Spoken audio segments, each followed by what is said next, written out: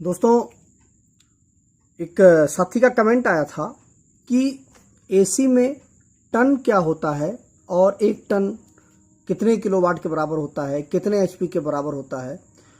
तो यह काफ़ी महत्वपूर्ण प्रश्न था, इसलिए इस पर मैंने वीडियो बनाना उचित समझा। तो अगर वीडियो पसंद आए तो वीडियो को लाइक शेयर कर दीजिएगा और चैनल को सब्सक्राइब करके बेल आइकन को जरूर प्रेस कर दीजिएगा। तो दोस्तों, यह काफ़ी महत्वपूर्ण प्रश्न है, इसको पूरा वॉच करिएगा वीडियो को, तो निश्चित ही आपको एक अच्छी जानकारी मिल जाएगी। सबसे पहले आइए देखते हैं कि टन क्या होता है, एसी में टन क्या होता है, इस विषय में हम बात कर लेते हैं। देखिए, टन जो होता है दोस्तों, यह एसी का वजन नहीं होता है। अक्सर आप जब भी आप एसी लेने के लिए बाजार में जाते हैं तो वहां पर आपसे सबसे पहले यही बात पूछा जाता है कि आप कितने टन का एसी लेंगे। तो वह जो टन एसी है, इसका मतलब ये नहीं है कि एसी का वजन है, वजन नहीं है।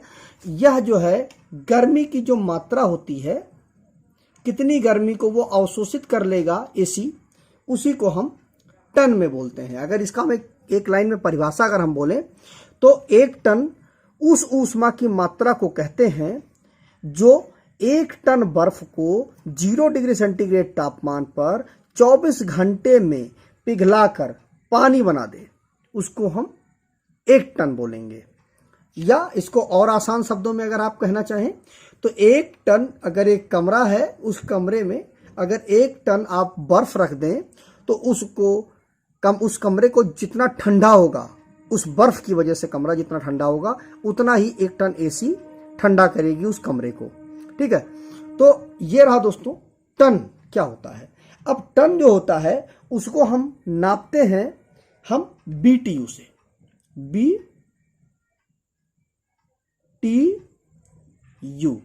BTU से नापते हैं। अब BTU क्या होता है? British thermal unit. ठीक है, यह ब्रिटिश थर्मल यूनिट होती है, यह गर्म करने और ठंडा करने के उपकरण के ऊर्जा के उपयोग के लिए मापी गई इकाई होती है।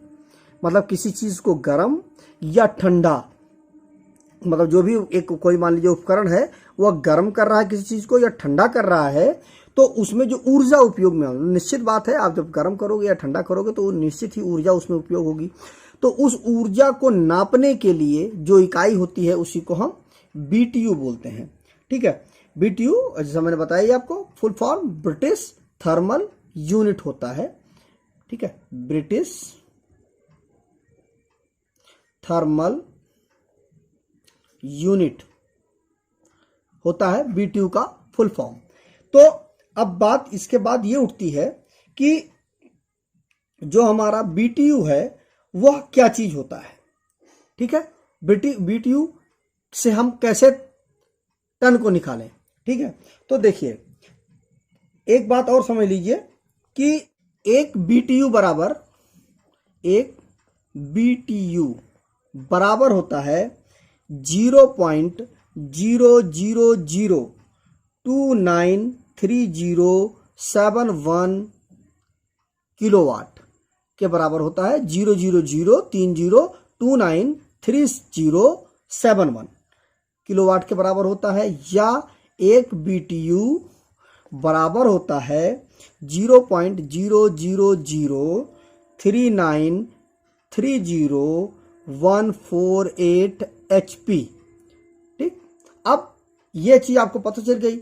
अब एक चीज और समझ लीजिए कि एक टन जो हमारा होता है, एक टन जो होता है वह 12,000 BTU के बराबर होता है।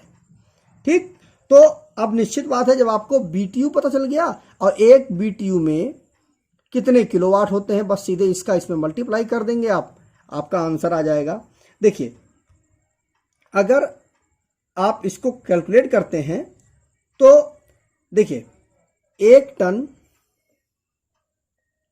बराबर हो गया 12,000 BTU इंटू 0.000293071 ये हो गया। अब हम इसका मल्टीप्लाई करेंगे तो आ जाएगा 3.5168। यह जो हमारा आएगा किलोवाट में आएगा।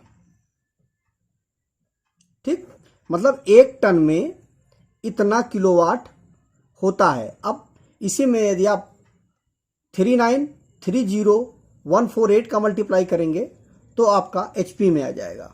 ठीक है, अब एक चीज और समझ लीजिए कि 3.5 BTU बराबर 1 वाट होता है। ठीक है दोस्तों, तो ये सब चीजें जानकारी के लिए मैंने आपको बताई। अब कुछ चीजें और आप जान लीजिए जो कि आप कभी अगर आप एसी लेते हो तो इन चीजों का आप विशेष ध्यान रखें तो आपके लिए काफी फायदेमंद होगा।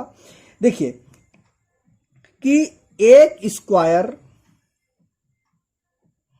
फीट को ठंडा करने में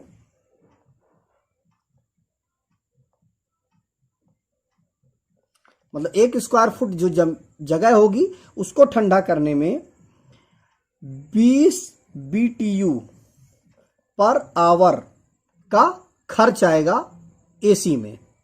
1 स्क्वायर फीट की जगह को ठंडा करने के लिए उसको 200 BTU पर आवर खर्च करना पड़ेगा एसी को।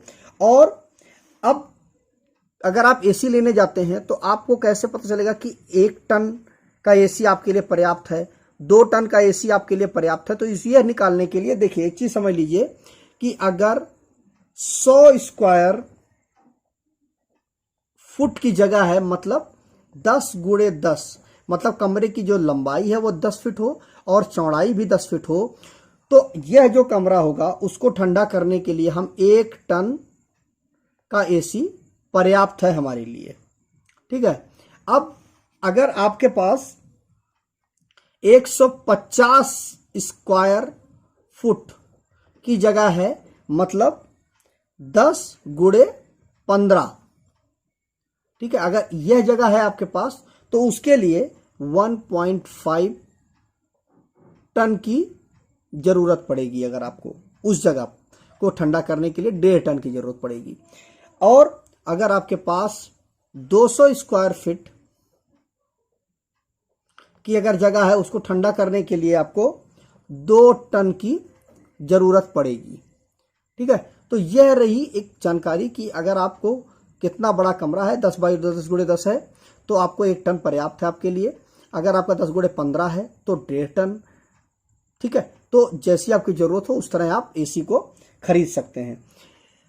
आप अगर एसी को 25.5 डिग्री सेंटीग्रेड पर यदि आप चलाते हैं तो आपका एसी एकदम बेटर परफॉर्मेंस देगा।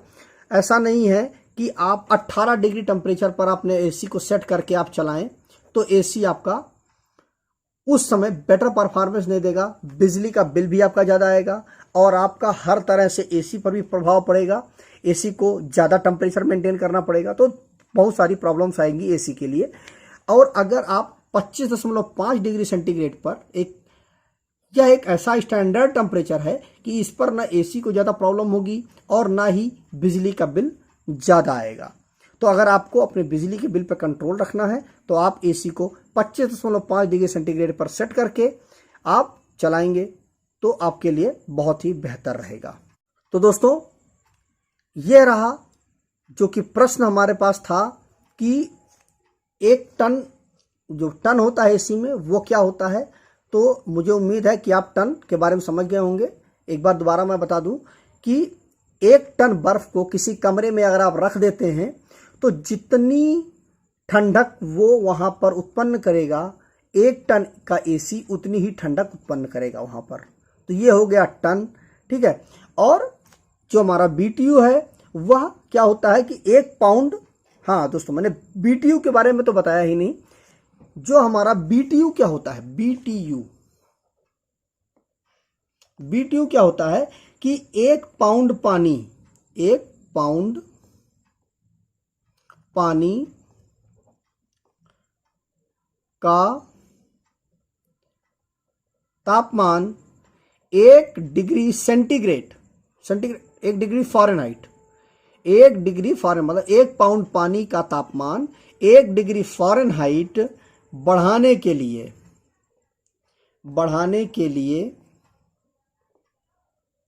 गर्मी की मात्रा को हम BTU बोलेंगे। ठीक है, तो ये रहा दोस्तों BTU के बारे में जानकारी मैंने आपको पूरी तरह देने की कोशिश की है। और 1 टन को आप कैलकुलेट कैसे करोगे, कितने किलोवाट होता है, कितने HP होता है, तो आप जितना भी ये चीज़ समझ गए हैं आप कि 1 टन में 1200 BTU होता है। अगर आपका 1.5 टन है तो 1800 BTU हो जाएगा, 2 टन है तो 2400 BTU हो जाएगा। उसी के अनुसार आप इनका आप मल्टीप्लाई कर देंगे। अगर मान लीजिए 2 टन है तो 2400 इंटू ये इतना आप मल्टीप्लाई कर देंगे तो किलोवाट में आ जाएगा, इतने का मल्टीप्लाई कर देंगे तो HP में आ जाएगा। आप खुद कैलकुलेट करके निकाल सकते हैं। तो मुझे उम्मीद है कि आपको जवाब मिल गया होगा। और जिस एक साथी हैं उन्होंने कमेंट भी किया था इस विषय पे, तो उनको भी मुझे उम्मीद है जवाब मिल गया होगा। तो दोस्तों अगर वीडियो अच्छा लगा हो तो वीडियो को लाइक कर दीजिएगा, शेयर कर दीजिएगा अपने दोस्तों के साथ, और चैनल को सब्सक्राइब करके बेल आइकन को जरूर प्रेस कर दीजिएगा, जिससे आगे आने वाली वीडियोज़ की नोटिफिकेशन आपको मिल जाए और आप उन वीडियोज़ को सबसे पहले देख पाएँ। तो मिलते हैं एक नए वीडियो के साथ, तब तक अपना बहुत बहुत ख्याल रखें। नमस्कार दोस्तों।